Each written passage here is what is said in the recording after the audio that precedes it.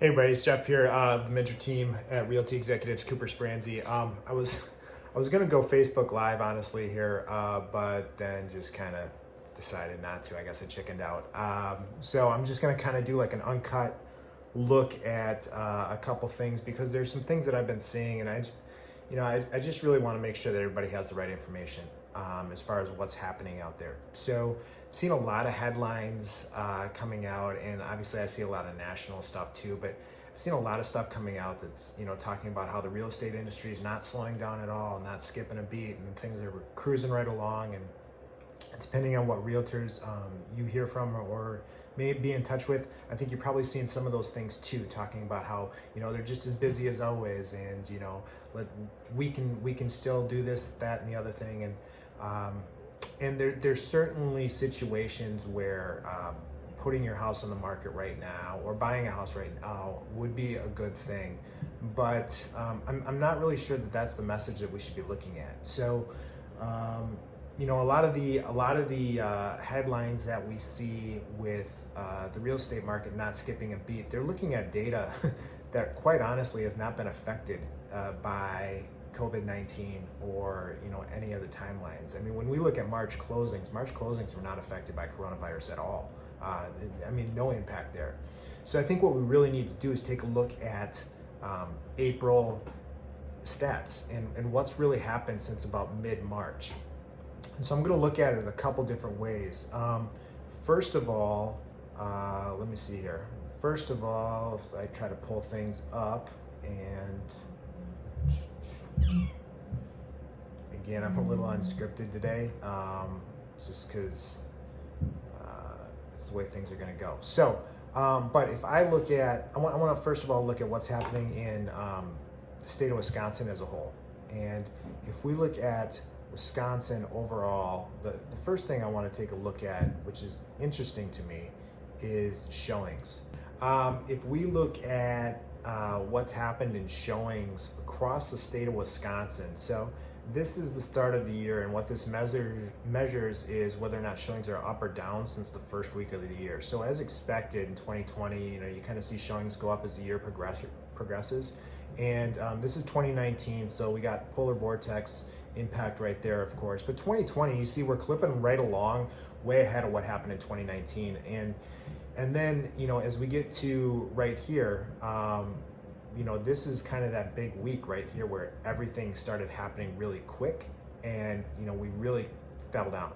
So what's happened though lately is you see across the state, we are now up and a little bit more active. We're at the point where we were roughly that first week of February in terms of showing activity.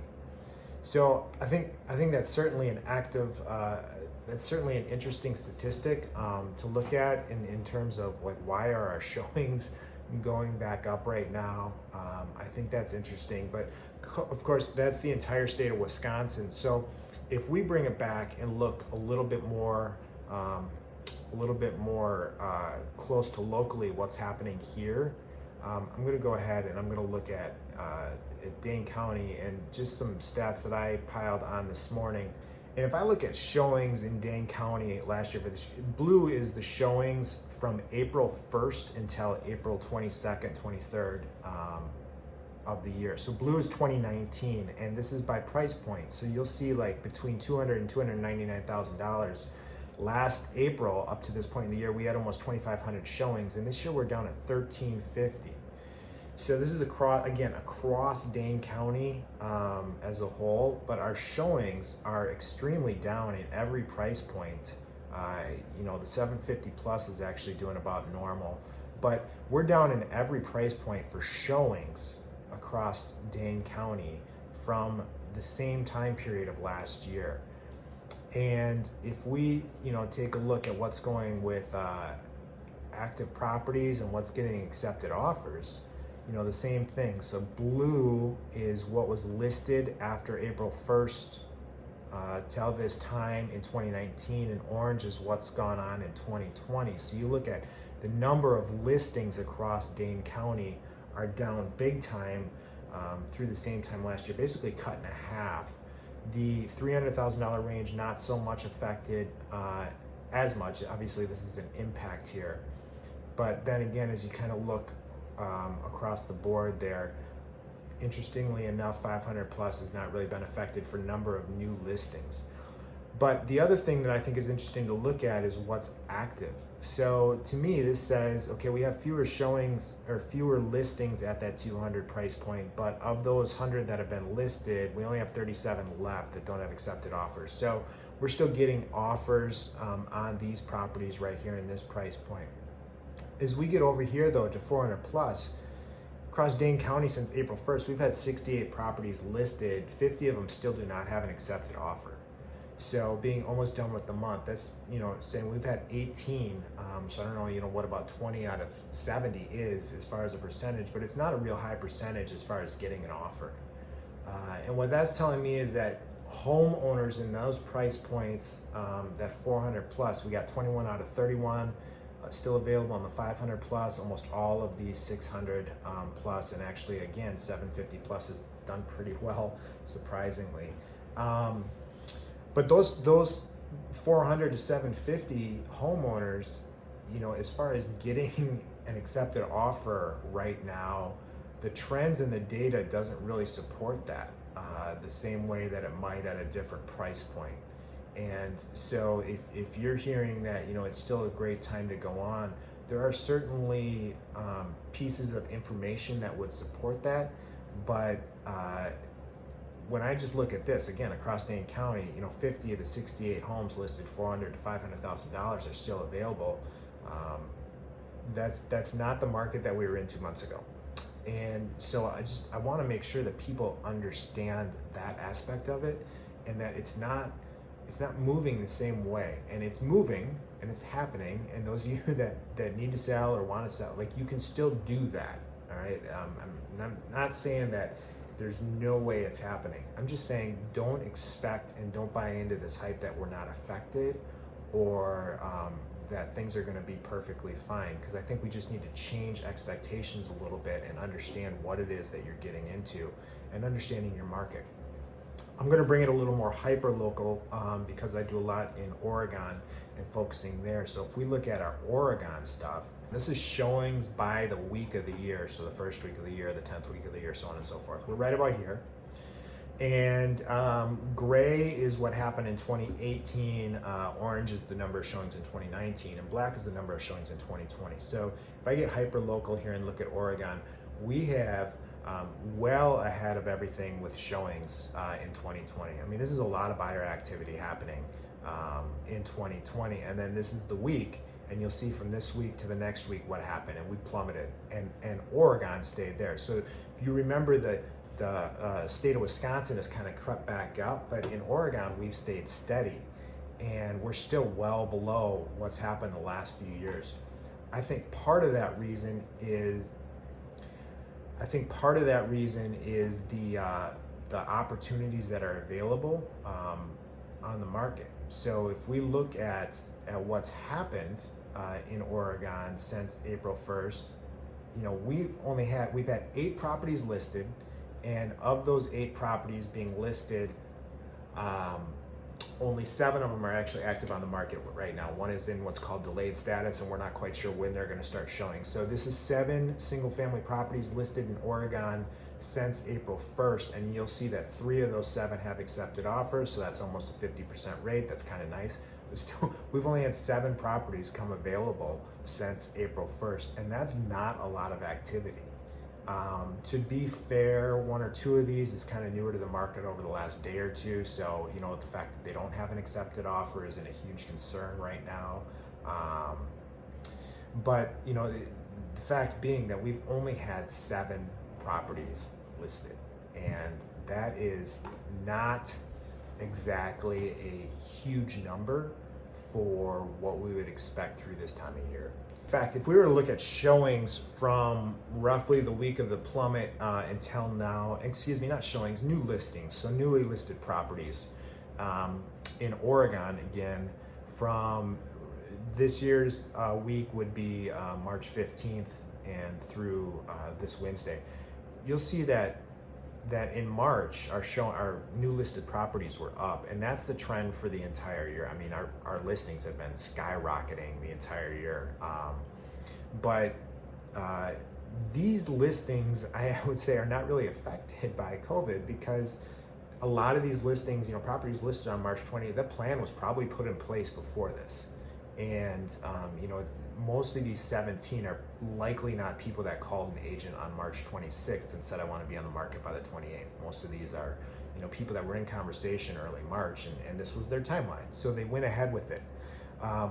What I think is more interesting is when we look at what's happened since April 1st, you'll see over these 3 weeks of April, this has been by far the absolute slowest April, for listings dating all the way back to 2013. The fact that we have 8, you look at 2013, we had 34 properties listed between April 1st and roughly April 22nd. That is a huge decrease, and what that tells me is that we have been affected, and once we have our April reports out, it's going to show a lot more for people than what some of the media and some of the things have been pointing out to this point. So in the end, what does this mean? First of all, everybody needs to understand we have fewer listings available. We were already at an inventory shortage. I talked about that in a previous video. I think maybe we'll try to link that somehow here as far as like where our supply levels are. But they're even lower because fewer are coming on right now. And so that's 2 things. Number one, that's bad for buyers because there's fewer choices available, and that's probably going to keep some of the competition there for home buyers. But it can be good for sellers possibly because there's less competition for them competing with other houses.